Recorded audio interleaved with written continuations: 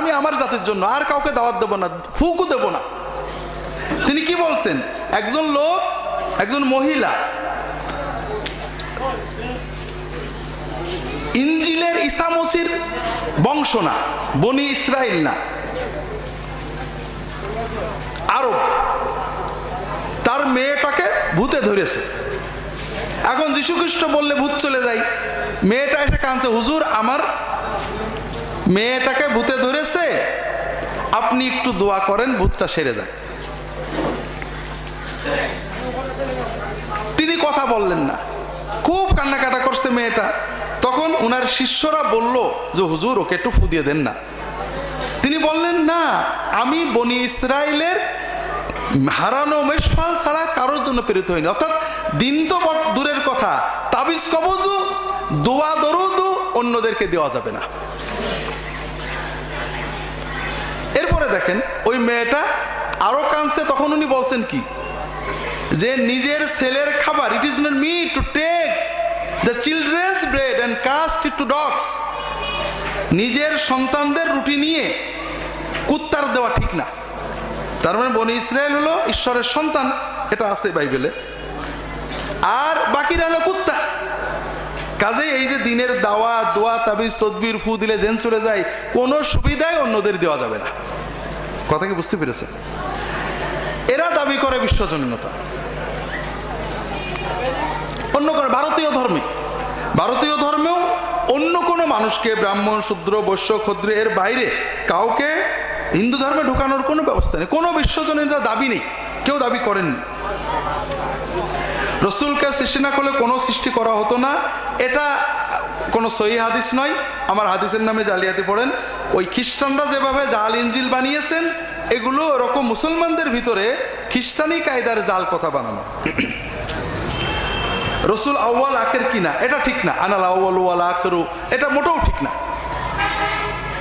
এটা কোনো সহি হাদিসে নেই, কোরআনে নেই, এইভাবে বলা ঠিক না। যারা বলেন বিভিন্ন ব্যাখ্যা করে বলেন।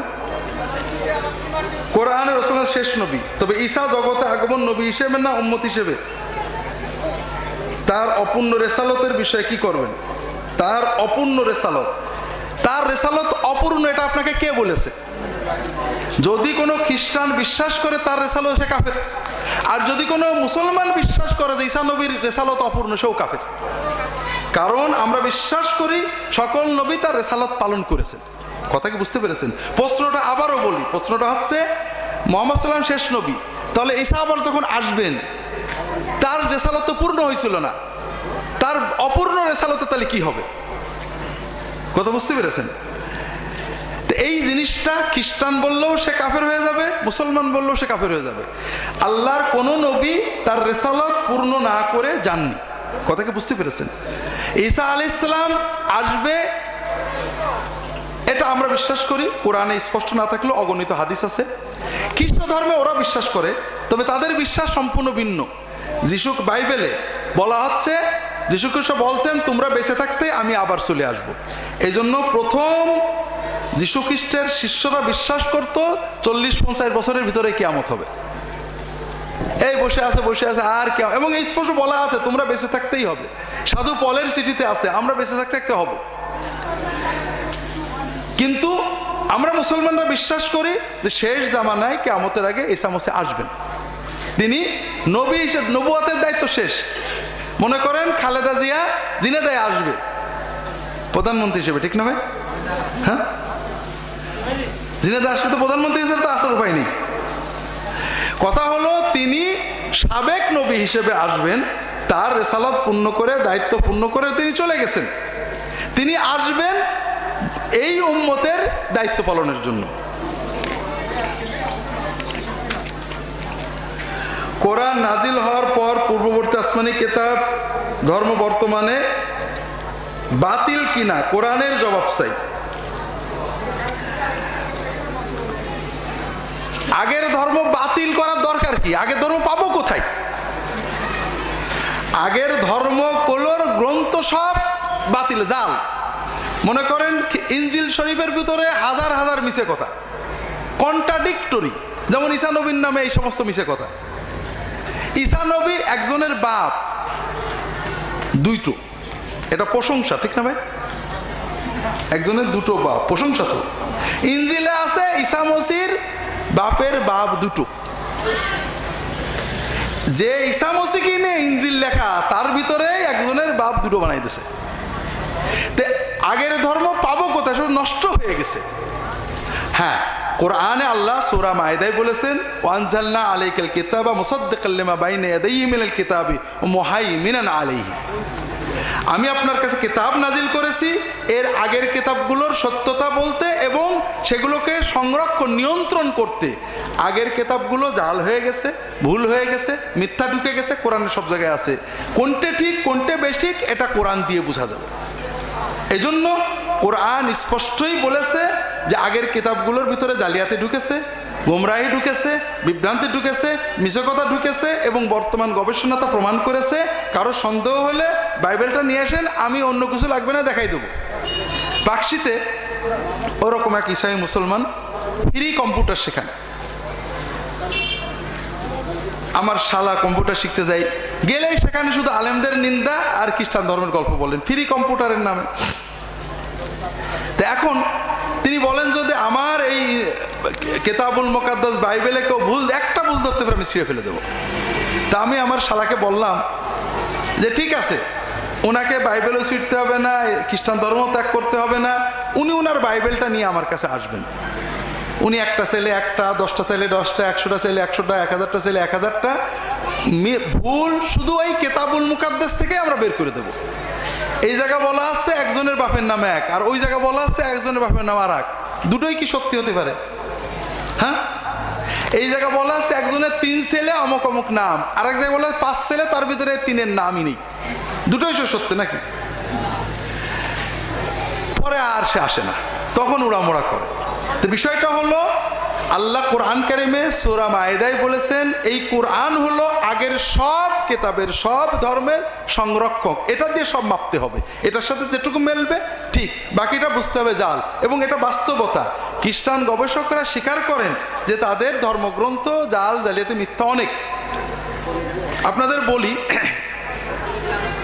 খ্রিস্টান ধর্মের যে প্রাচীন পাণ্ডুলিপি, এই 4টে পাণ্ডুলিপি তা খ্রিস্টান লেখছে, এই পাণ্ডুলিপিগুলোর ভিতরে যে কন্ট্রাডিকশন, এইটা দিয়ে আমি ইন্টারনেটে লিখবো যেন সবাই বোঝে বাইবেল কোনো ডিভাইন বই না।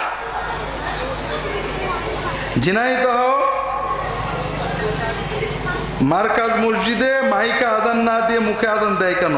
সেটা আপনি মার্কাজ মসজিদ জিজ্ঞেস করেন, আমার কাছে জিজ্ঞেস করেন কেন?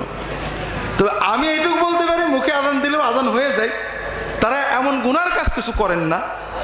আবার মাইকে আজান দিলে আজান হয়ে যায়, যারা মাইকে দেয় তারাও গুনার কিছু করে না।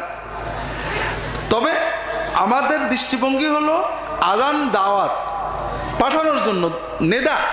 এটা যত বেশি দূরে যাবে তত মানুষ জানতে পারবে। আগের জামানায় মাইক ছিল না। রাসূলুল্লাহ সাল্লাল্লাহু আলাইহি ওয়াসাল্লামের যুগে মসজিদের পাশে দাঁড়িয়ে আজান হতো।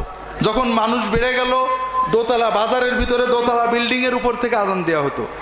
মানুষ আরো বেড়ে গেল, মসজিদের মিনারা বানানো হলো, চুঙো দিয়ে আজান দেওয়া হতো যেন দূরে যায়। কাজেই এখন বর্তমানে আমরা ঘর দুয়ার যা পাকা বানাইছি, আগে দূরের আজান শোনা যেত, এখন জানলা দরজা বন্ধ, দূরে আজান শোনা যায় না। কাজেই মাইকে আজান দেওয়া এটা শরীয়তসম্মত, বৈধ, জায়েজ। তারা দেন না, এই না দেওয়ার কারণে কোনো নাজায়েজ কিছু হচ্ছে না। তবে না দেওয়াটাকে জরুরি মনে করলে, মাইক আজান দেওয়াটাকে খারাপ মনে করলে এটা অন্যায় হবে। তবে তবলিগ আলারা কখনোই মশলা দেয় না যে মাইক আজান দেওয়া খারাপ। আমি একজন পীরের মুরিদ, আমার পীর বলেছেন সালাতে আমার কলব পীরের দিকে ঘোরাতে হবে, তার মাধ্যমে নাকি আল্লাহর কাছে পৌঁছাবে। আমি কি করব? কোরআন সুন্নাহর আলোকে কোনো সহি দলিল আছে কি? আপনি কোরআন সুন্নাহর আলোকে পুরোটাই কাফের হয়ে যাবেন, মুশরিক। খুব ভালো করবো না ভাই, বোঝেন, একটা সহজ কথা ভাইয়েরা, বড় কষ্ট লাগে ভাইয়েরা, বড় কষ্ট লাগে। একটা ছোট্ট বাচ্চা মায়ের কাছে যখন দুধ চাওয়ার দরকার হয়, মাকে ও খুব ভক্তি করে, মা খুব রাগী, তো ওর মার কাছে যখনই দুধের দরকার হয় ও কি করে? দাদির কাছে চলে যায়, বড় আপুর কাছে চলে যায়, আপু মার একটু বলে দাও দুধ খাবো। আপু বলে দেয়, মা দুধ দেয়। মা এই শিশুটাকে পছন্দ করে না বিরক্ত হয়? হ্যাঁ, এই শিশু মাকে সম্মানিত করছে না অপমানিত করছে? এ মায়ের মাতৃত্বকে অপমানিত করছে। মার মাতৃত্বের দাবি কি? যে আমি রাগি মারি যা করি আমার সন্তান আমার কাছে আসবে, আর কারো কাছে যাবে না।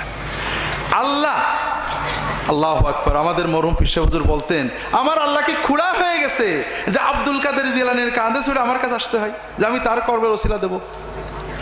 ইয়াকা না'বুদু ওয়া ইয়াকা নাস্তাইন। আল্লাহর কবুলিয়ত পাইতে আর কারোর মাধ্যমে যেতে হয়, এটা হলো আবু জাহেলের শিরকের মূল। এখন বলার সময় নেই, আর একটা উদাহরণ বোঝেন। আমার দুজন মুরিদ আছে। একজন মুরিদ আমার খুব ভক্তি করে, সে জানে তার সব ভালো মন্দ আমার ওসিলাই হয়। তার যখন কোনো বিপদ হয় চিন্তা করে হুজুর রাগ করেছে, হুজুর নারাজ হয়েছে, সঙ্গে সঙ্গে আমার হুজুর বেয়াদবি মাফ করবেন। যদি কোনো ভালো কিছু হয়, আল্লাহ হুজুরির দোয়াই দিছে, অন্তরটা আমার প্রতি খুব খুশি হয়ে যায়। ওর অন্তরটা সবসময় কার কাছে থাকে?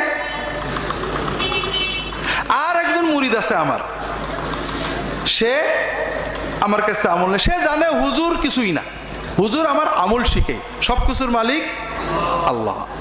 সে কোনো খারাপ কিছু হলেই আল্লাহ আমার গুনার জন্য তুমি দেছো, আল্লাহ আমার বিপদ কাটিয়ে দাও। কোনো ভালো কিছু হলে 50 টাকা লাভ হয়েছে, একটা উপকার হয়েছে, আল্লাহ তোমার শুকরিয়া, আমি তুমি না দিলে পাইতাম না। ওর অন্তরটা সবসময় কার কাছে থাকে? বলেন তো এই দুইজনের ভিতরে আল্লাহর ওলি কি হবে? আর প্রথমজন ও মুশরিক, ও আল্লাহর সাথে আমাকে শিরক করেছে, কথা বোঝেন? ও আবু জেহেলের মতো মুশরিক।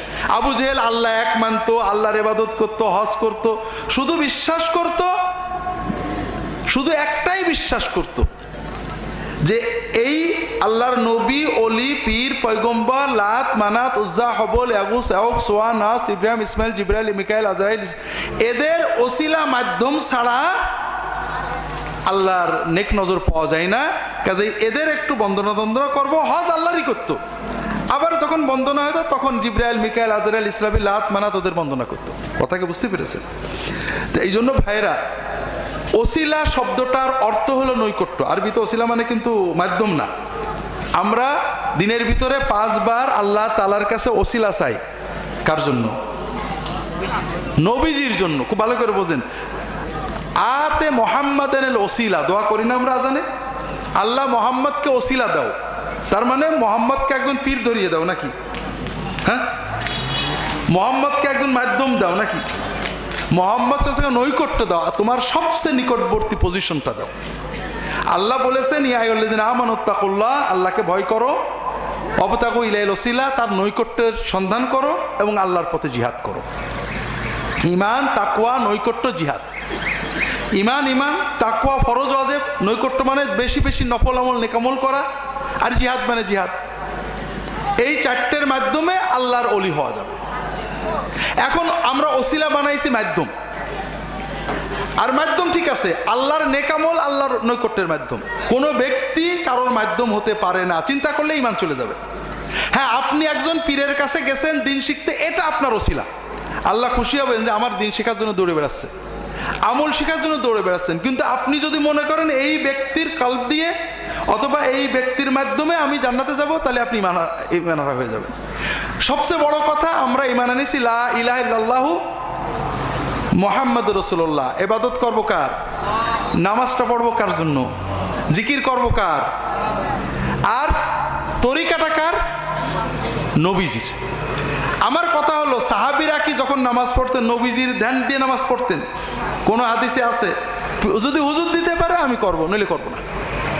সব ব্যাপারে নবীজি সাল্লাল্লাহু আলাইহি ওয়াসাল্লামের তরিকা খুঁজবেন। আপনি কি হেরার আলোয় আলোকিত হতে চান? আপনি কি সুন্নাহর আলোকে জীবন গড়তে চান? প্রফেসর ডক্টর খন্দকার আব্দুল্লাহ জাহাঙ্গীর রচিত কোরআন সুন্নাহ ভিত্তিক জীবন ঘনিষ্ঠ বইগুলো পড়ুন, সুন্দর জীবন গড়ুন। ইসলামী আকীদা, হাদিসের নামে জালিয়াতি, ইহয়াউস সুনান, রাহে বেলায়েত সহ আরো অনেক বই। কোরআন সুন্নাহ সাথে থাকুন, জীবন বদলে যাবে। যোগাযোগ আস-সুন্নাহ ট্রাস্ট, 01715400640। অনেকে হকদার থাকার পরও যাকাত একজনকে দেওয়া যাবে কিনা? জাকাত একজনকে দিলে আদায় হবে। তবে আপন আত্মীয়ের ভিতরে যদি কেউ জাকাতের হকদার থাকে, তাদেরকে বাদ দিয়ে দূরের কাউকে দিলে এটা খুব কঠিন হবে। এটা অনেকে আলেম বলেছেন, এতে জাকাত আদায় না হওয়ার ভয় আছে। তবে হকদার তো অনেক থাকতেই পারে, আপনি একজনকে দিয়েছেন, আদায় হয়ে যাবে। আল্লাহ তাআলা